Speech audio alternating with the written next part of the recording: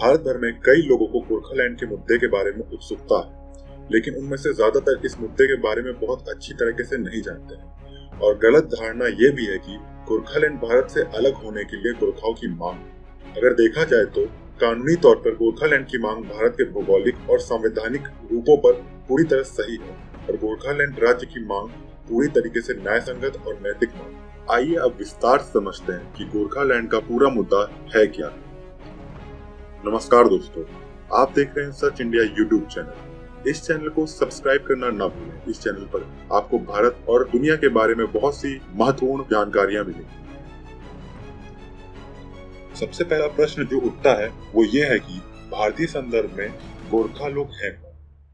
भारतीय संदर्भ में गोरखा नेपाली मूल के भारतीय नागरिक हैं जो पूरे भारत में रहते हैं।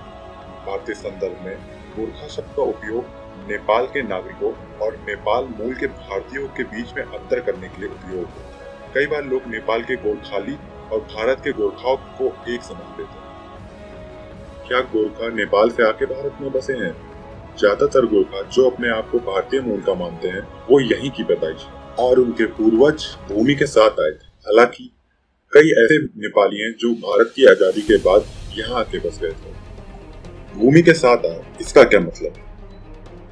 17वीं व 18वीं शताब्दी में नेपाल का साम्राज्य पूरे हिमालय में फैला हुआ था। हालांकि 1814 से लेकर 1816 तक एंग्लो नेपाल युद्ध के बाद नेपाल ने कुमाऊं, गढ़वाल व कांगड़ा की भूमि को सुगोली की संधि के माध्यम से ब्रिटिशर्स को दे दिया, जिसका पूर्णतः यह मतलब है कि गोरखाओं का लैंड ही गोरखालैंड है और वो लोग जो गोरखालैंड में रहते हैं वो अपनी भूमि के साथ हिंदुस्तान में आए थे। अब प्रश्न ये उठता है कि क्या भारत में आने से पहले दार्जिलिंग क्षेत्र में गोरखा थे? रिकॉर्ड किए गए इतिहास से पता चलता है कि इस क्षेत्र में 9वीं सदी से लोग रहते हैं। जब 9वीं सदी में गुरु पद्मसंभव इस क्षेत्र से गुजरे थे तब उन्होंने इस क्षेत्र में बौद्ध धर्म की स्थापना की थी। पश्चिम बंगाल का दार्जिलिंग पर ऐतिहासिक तौर पर क्या किया? कोई भी नहीं। 1935 में दार्जिलिंग क्षेत्र को पश्चिम बंगाल के बीच कोई इतिहास नहीं। 1935 से पहले दार्जिलिंग और बंगाल को जोड़ने वाला एकमात्र धागा ये था, दोनों जगह का गवर्नर एक ही था।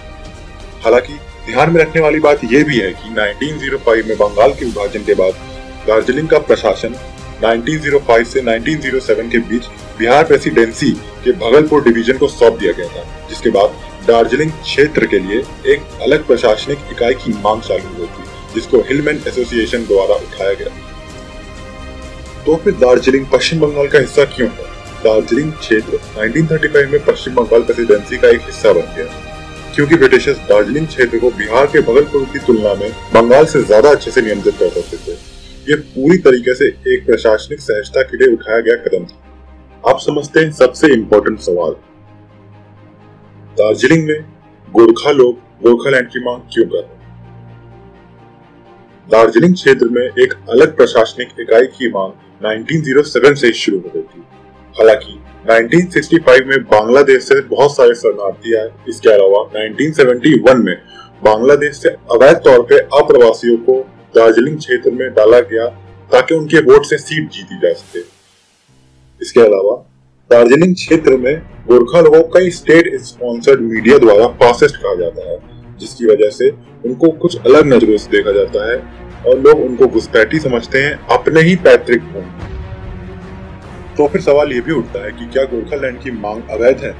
नहीं, एक अलग राज्य की मांग करने के लिए हर भारतीय नागरिक को लोकतांत्रिक अधिकार है और हमारे संविधान में एक नए राज्य के गठन के लिए एक पूरा कानून है।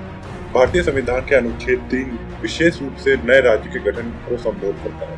अनुच्छेद 3 नए राज्य के गठन और मौजूदा राज्यों के क्षेत्र सीमाओं नामों के परिवर्तन संसद में कानून द्वारा पास हो सकता है।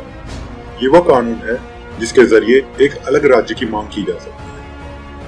इसलिए गोरखालैंड की मांग एक वैध मांग है। आइए अब गोरखालैंड की परेशानियों को हम समझते हैं दार्जिलिंग में बीजेपी के एमपी एसएस आलूवालिया से।